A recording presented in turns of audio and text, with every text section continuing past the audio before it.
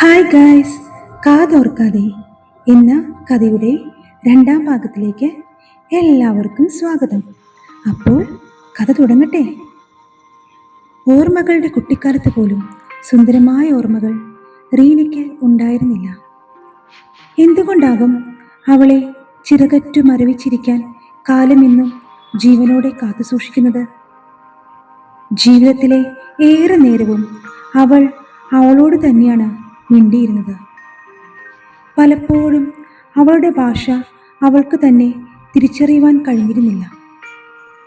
എന്നിട്ടും അവൾ അറിഞ്ഞിരുന്നില്ല, ആഴക്കടലിനേക്കാൾ അഗാധമായിരുന്നു അവളുടെ അറിവുകൾ. എന്നിട്ടും അവൾ മണ്ടിയെപ്പോലെ പലയിടത്തും നിൽക്കേണ്ടി വന്നു.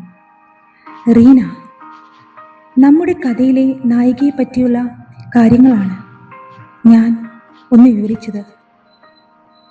ഞാൻ ഓർക്കുമ്പോൾ ഇങ്ങനെ എല്ലാം നഷ്ടപ്പെട്ട് ഒരു നായിക എങ്ങനെ ഞാൻ പരിചയപ്പെടുത്തും?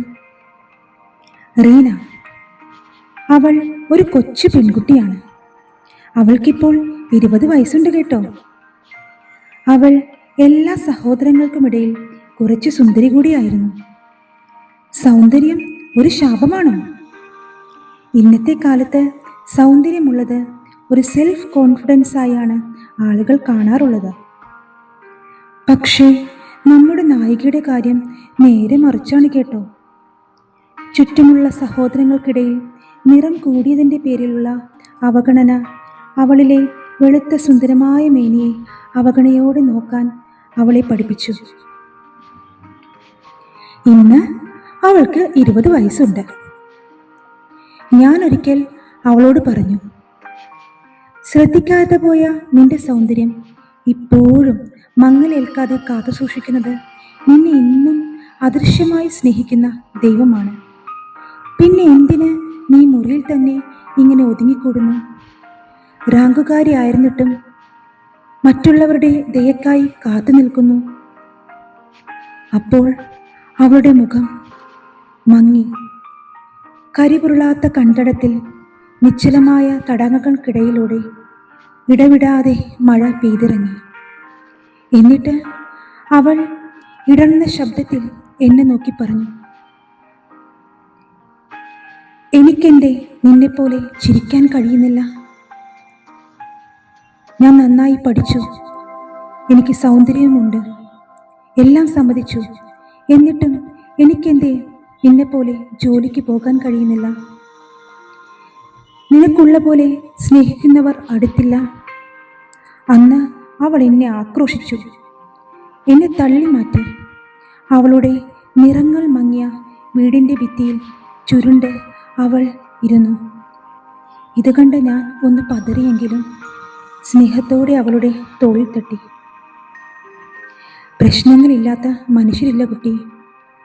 പക്ഷേ ചില നേരങ്ങളിൽ നാം തളർന്നു പോകും. കാലിലെ മണ്ണ് വരെ ഒലിച്ചു പോകും. പക്ഷേ ജീവിക്കണം. കാരണം നമ്മുടെ കണ്ണുകൾ നഷ്ടപ്പെട്ടിട്ടില്ല. കാതുകൾ ഇപ്പോഴും കേൾക്കാം. കൈകൾ ഇപ്പോഴും ചലിപ്പിക്കാം. അങ്ങനെ നമുക്കെല്ലാമുണ്ട്. അങ്ങനെ വേണം വേദനകൾ വരിഞ്ഞു മുറുക്കുമ്പോൾ ചിന്തിക്കേണ്ടത്. ജനിച്ച് ഭൂമിയിൽ പിറക്കുന്ന കുഞ്ഞുങ്ങളെ കുപ്പത്തൊട്ടിയിൽ ഉപേക്ഷിക്കുന്ന അമ്മമാരെ നിനക്ക് അറിയില്ലേ? അവരുടെ കുഞ്ഞുങ്ങളെ നീ ഒന്ന് സ്നേഹത്തോടെ കാണാൻ ശ്രമിച്ചേ. അത് കരയുന്നത് പോലും നഷ്ടങ്ങളെ ഓർത്തിട്ടല്ല, തണുപ്പിനെ അതിജീവിക്കാൻ, ശബ്ദങ്ങളെ തിരിച്ചറിയാൻ കഴിയാതെ, വിശക്കുന്നത് പോലും അറിയാതെ അത് കരയുന്ന ശബ്ദത്തിൻ്റെ ഈണത്തിൽ അമ്മയെ കണ്ട്. അങ്ങനെ റീന, നിനക്ക് വേദന എന്തെന്നറിയാം. തട്ടിമാറ്റുവാൻ കൈകളുമുണ്ട്, ഓടി അകലുവാൻ കാലുകളുമുണ്ട്, എന്നേക്കാൾ കൂടുതൽ അറിവുമുണ്ട്. പിന്നെ നീ എന്തിന് സമൂഹത്തെ ഇങ്ങനെ ഭയപ്പെടുന്നു? നിനക്ക് നിന്റെ കുഞ്ഞുങ്ങൾക്ക് കൊടുക്കാൻ കഴിയുന്നത് ഒരു കാര്യം മാത്രമാണ്. ജീവിതം നാം കാണുന്ന കാഴ്ചപ്പാടിലാണ് സുന്ദരമാകുന്നത് എന്ന സന്ദേശം. നീ മറയ്ക്കുന്ന കാര്യങ്ങൾ ഒരിക്കലെങ്കിലും സമൂഹം അറിയേണ്ടതല്ലേ? അങ്ങനെ അവൾ കഥ പറഞ്ഞു. അവളുടെ കഥ. എൻ്റെ കൈകളുടെ വിറ ഇപ്പോഴും മാറിയിട്ടില്ല. അവളുടെ ജീവിതം ശരിക്കും ആരൊക്കെയോ സ്വാർത്ഥതയ്ക്കും തമാശയ്ക്കും രസത്തിനും വേണ്ടി നശിപ്പിച്ചിരിക്കുന്നു. റീനയുടെ അച്ഛൻ ഒരു ലോറി ഡ്രൈവർ ആയിരുന്നു. പേര് സേവ്യർ. സ്നേഹം ഉള്ളിൽ സൂക്ഷിച്ചു. ജീവിതത്തിൻ്റെ ദിനചര്യങ്ങളെ മുറുകെ പിടിച്ച് അതിന് മാത്രം പ്രാധാന്യം നൽകിയ മനുഷ്യൻ. അമ്മ ഗ്രേസി. ഭർത്താവിൻ്റെ സഹോദരങ്ങൾക്കിടയിൽ അവരുടെ ഇഷ്ടങ്ങൾക്കൊത്ത് ജീവിക്കുന്നു. കറപുരണ്ട വസ്ത്രങ്ങൾക്കിടയിലൂടെ വിയർപ്പിൻ്റെ രൂക്ഷഗന്ധം ശ്വസിച്ച് വയസ്സായ മാതാപിതാക്കളുടെ വാർദ്ധക്യത്തിലെ സംരക്ഷണം മാത്രം പ്രാധാന്യം നൽകി ജീവിക്കുകയാണ് അമ്മ ഗ്രേസി. തൻ്റെ മക്കൾ 5 പേരുടെയും പേരുകൾ പോലും ചിലപ്പോൾ മാറിപ്പോകാറുണ്ട് ആ അമ്മയ്ക്ക്.